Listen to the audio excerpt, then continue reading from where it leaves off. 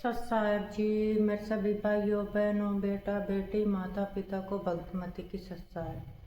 तो आज हम सुनेंगे संत रामपाल जी महाराज की सत्संग में गुरु जी हमें बताते हैं कि हम अज्ञान के कारण कभी कोई त्योहार मनाने लग जाते हैं, कभी कोई रीति रिवाज करने लग जाते हैं, तो जिसके करने से हमें कोई लाभ प्राप्त नहीं होता और लाभ हमें पूर्ण संत से नाम दीक्षा ले करके पूर्ण परमात्मा कबीर परमात्मा की भक्ति करने से मिलते हैं।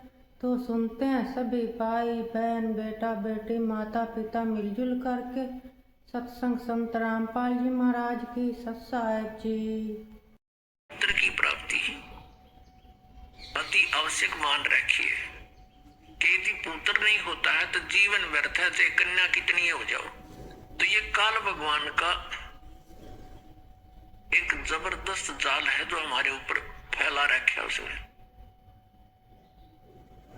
जिसके पुत्र नहीं है तो वो वैसे ही समाज में अपने आप को एक कमजोर मानता है, हेय मानता है। और जिसका संतान बिल्कुल नहीं, वो तो अपना जीवन कति व्यर्थ मान रहा है बिना ज्ञान के। हम दुखी बिना ज्ञान के हैं। यहाँ पर जब हमें ज्ञान हो जाएगा फिर ये बातें हमें दुखी नहीं करेंगी। फिर उसके अतिरिक्त जैसे चलो ये भी सब्र किया, भाई कन्या कन्या होगी, पुत्र नहीं हुआ, आगे फिर उन बहनों को उन कन्याओं को कितना कष्ट है। जैसे उनके बच्चों का विवाह होता है, भाई है नहीं तो भाती नहीं आया, तो उस दिन बहन खूब रोए, चाहे दूसरा चाचे तवा कितना ही कुछ कर लो। फिर एक हमने और बना रखा है रक्षाबंधन। उस रक्षाबंधन के दिन फिर रोए वह बहन जिसका भाई को ना। बता वो रक्षा कर देगा अपनी बहन की, वो भाई जो रक्षाबंधन जिसका बांधन दावा है कि मेरी रक्षा करिए भाई। तो एक बहन बता रही थी कि रक्षाबंधन के दिन, नाम लेने से पहले की बात है, नाम लेने के बाद हम नहीं करते ये, क्योंकि हमें पता लग जाता है। अब उसको ज्ञान हुआ उस बात का कि मैं अपने भाई के घर गई हुई थी, अपने मायके रक्षाबंधन वाले दिन इंतजार कर रही थी, भाई आओगा रक्षाबंधन उसके बांधोगी। पहुंची, भाई नहीं आया, उसका शव आया। उस दिन एक्सीडेंट हो गया, दुर्घटना होगी, टक्कर मार कर रोए सारा परिवार। अब जो भाई अपनी ही रक्षा नहीं कर सकता, बहन की कहां से कर देगा। जो रक्षा करने वाला है उसकी तरफ ध्यान भी को नहीं।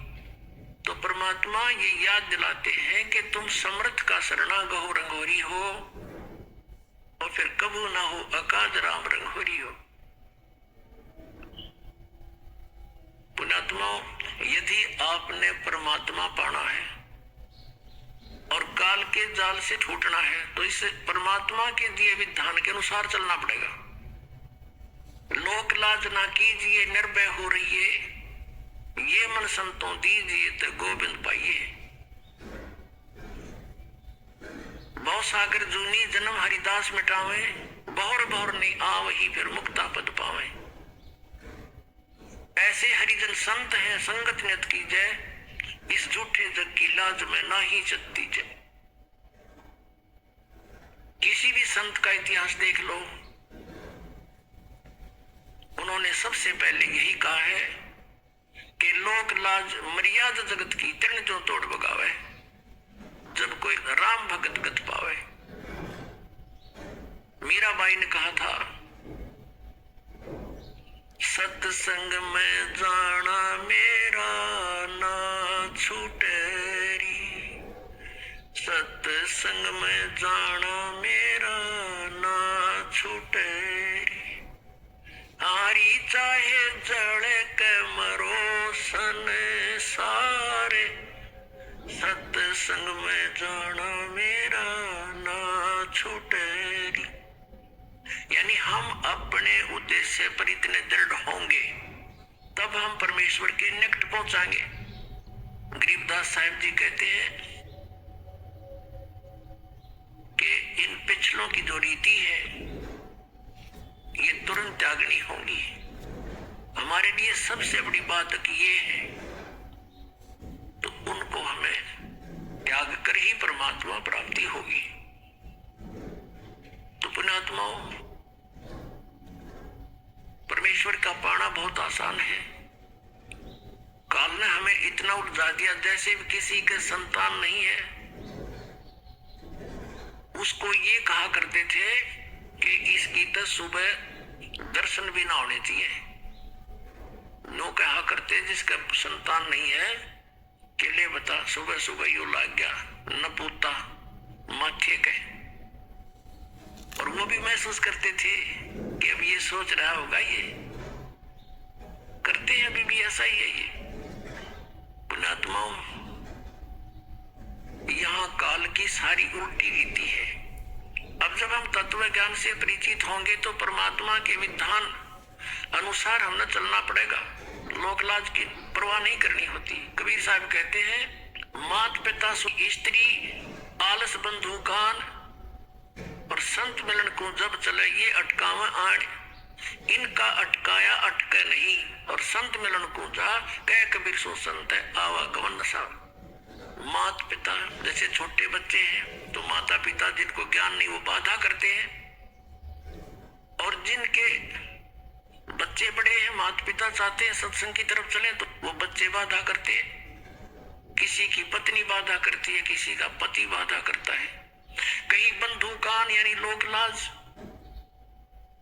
तो परमात्मा कहते हैं कि इनका अटकाया अटका नहीं, इनका रोका रुका नहीं, और संत मिलन को जा कह कबीर सो संत है फिर आवागमन नशा। तो पुण्यात्माओं, सत्संग माने से ज्ञान होता है जैसे जिसके संतान नहीं है। परमात्मा के विधान अनुसार वो सबसे उत्तम पुरुष है यदि उसको भक्ति मिल गई तो। नाम नहीं मिला तो फिर कोई दिक्कत को नहीं होते, संतान है या ना है। ये नहीं है कि जिनके संतान है वो निकम्मे है, नहीं। जैसा दृष्टिकोण समाज का था उसके विपरीत है परमात्मा का विधान। हम यहाँ पर एक दूसरे के साथ संस्कार वश जुड़े हैं, और जब भी जिसका संस्कार पूरा हो जाएगा तुरंत यहाँ से चला जाएगा, चाहे कि उसका कितना ही जरूरी आवश्यक कार्य शेष हो। आपको खूब पता है इस बात का। तो ऐसे किसी के पुत्र युवा मर जाते हैं। एक व्यक्ति ने अपना पुत्र पढ़ाया, खूब शिक्षा ग्रहण कराई उसको, और इंजीनियरिंग की डिग्री कर ली, और उसको पोस्ट भी प्राप्त होगी, नौकरी भी प्राप्त होगी। विवाह का समय रख दिया, विवाह से 3 दिन पहले एक्सीडेंट में मृत्यु होगी। अब इकलौता पुत्र था, अब क्या कहें, अब रो रहे हैं टक्कर मार के बेचारे। तो पुण्यात्माओं, ये सोचना पड़ेगा कि जिसका जितना समय, जिसका संयोग संस्कार जिसके साथ है उतना ही रह सकोगे। परमेश्वर कबीर जी की शरण में आने के बाद और पूरा ही परिवार मालिक के चरणों में लग जा, उसका तो कहना है कि नहीं तो जो लगेगा उसको राहत अवश्य मिलेगी। तो ये इस तरह की दुर्घटनाएं नहीं होंगी यदि नियम ठीक रखेंगे। जब लग हंसा हमरी आना और काल लगे नी तेरा बाणा। तो परमात्मा कहते हैं, हे जीवात्मा, जब तक तू हमारी मर्यादा में है तब तक काल का दाव नहीं लगेगा, काल का तीर नहीं लगेगा। परमात्मा की मर्यादा ये नियम है कि 100 वर्ष तक सतगुरु पूजा, एक दिन आन उपासी, वो अपराधी आत्मा फिर पड़े काल की फांसी। परमात्मा बता रहे हैं कि 100 वर्ष ये साधना कर रहे, हमने जो बता रखी है, और एक दिन आन उपासी, एक दिन आन उपासना कर ली, अन्य जो पूजाएं कर दी, तो कहते वो अपराधी आत्मा पड़े काल की फांसी। तो ये मर्यादा खंड नहीं होनी चाहिए। हमारे नाम को बहुत दृढ़ता से हमने नियमों का पालन करते हुए आगे बढ़ाना है। फिर देखना खेल मालिक के तो जो निसंतान है उनका उनका आगे कोई लेन देन नहीं है। उनका आपस में संस्कार किसी से शेष नहीं है। संत मत के अनुसार वो बहुत उत्तम आत्मा है, यदि उनको ये मार्ग मिल जावे तो। अन्यथा तो फिर परमात्मा कहते हैं वो तो जो सत साधना नहीं कर रहे वो तो से संतान है या ना है, दोनों एक जैसे। हाँ, जिनके संतान है वो भी बुरे नहीं, क्योंकि मनुष्य जीवन परमात्मा की भक्ति मिल गई, पूरा परिवार भक्ति करे, बच्चों को भी लावे शरण में। फिर उनके जो संस्कार है वो बहुत आसानी से हल्के होकर निमट जाएंगे और ये अननेसेसरी चोट नहीं लगने दे भगवान। आयु बढ़ा देगा ये परमात्मा, ये समर्थ शक्ति है।